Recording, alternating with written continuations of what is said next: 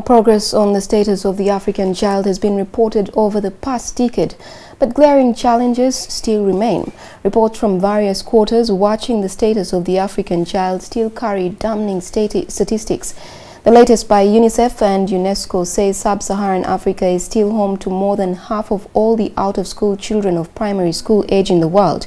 But what do these figures mean for Uganda? On Take 5 tonight, Ruth Birungi, African Network for the Prevention and Protection of Children Against Neglect, ANNPCAN. Join the conversation on Facebook, Twitter, SMS. Our hashtag is hashtag NTV5.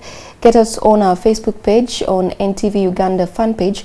Our SMS number is 8778. Remember to begin with Take 5 or send us an email on take5@ntvuganda.co.ug.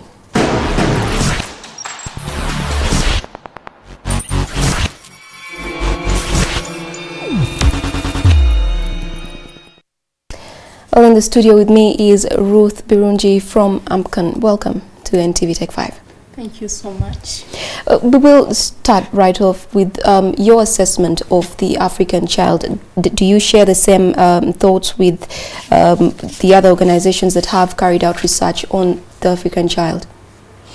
Okay, I'll just begin by giving a highlight of the Day of the African Child, which is celebrated on the 16th June of every year.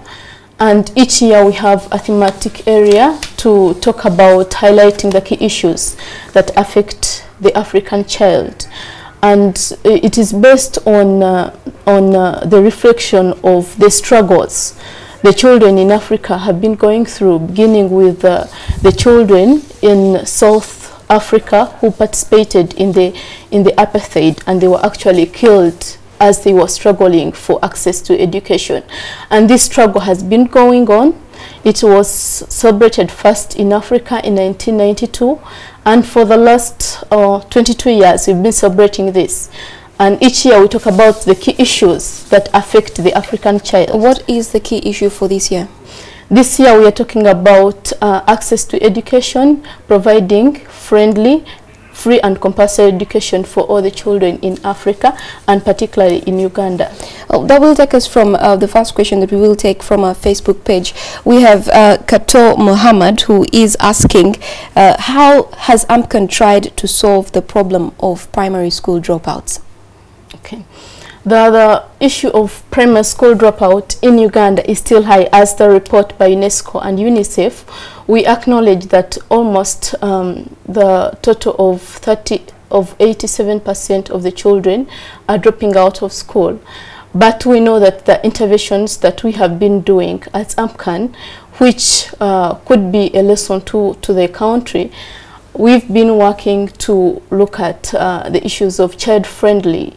As this year's theme, we are reflecting as a country how friendly is the education system and how free is it. So we are looking at how can we create an enabling environment which is child-friendly for children to access education in the country.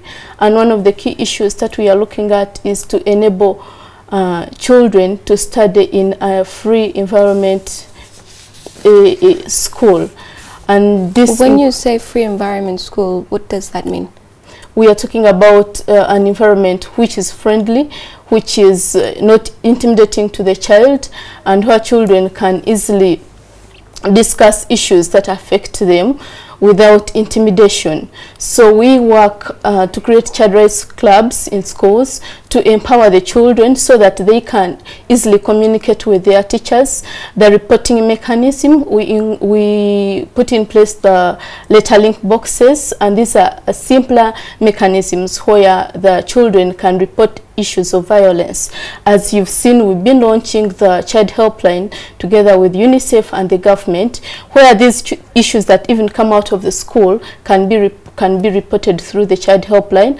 And that helpline is in Lira right now, or is it across the country? No, it is a nationwide. It's actually a country. So wherever I am, I can call the only that today the Day of the African Child was celebrated in Lira, so we use this day to launch the child helpline. All right, let's take the next question from Ruth Birungi, who wants to know what can be done to reduce the high numbers of street children from the streets of Kampala and other urban centers. Wow, the issue of street children in Uganda is something that we've been talking about for a certain period of time. We've seen the children taken off the street and they come back. And we look at the strategies. One of the issues that we are advocating for as ANNPCAN is to have a national street children policy. We had a street children policy, strategy which expired last year, and we know that we need a comprehensive strategy to guide different people who are intervening. So we are looking at that, but also we know that in the methods to address the issues of reintegrating street children, we need a combined effort, but also looking at the friendly ways without necessarily using force to pick these children from the street. But how do we come together to enable these children who are removed from the street effectively reintegrated in the communities? When you take them off the street, what happens to them? What happens is that we have these children, they are rehabilitated. It is a process. We remove, rehabilitate, reintegrate them in the communities. So the first process after we've removed them is that we enable them, we talk to them. From where? Where do they go? Psychosocial support.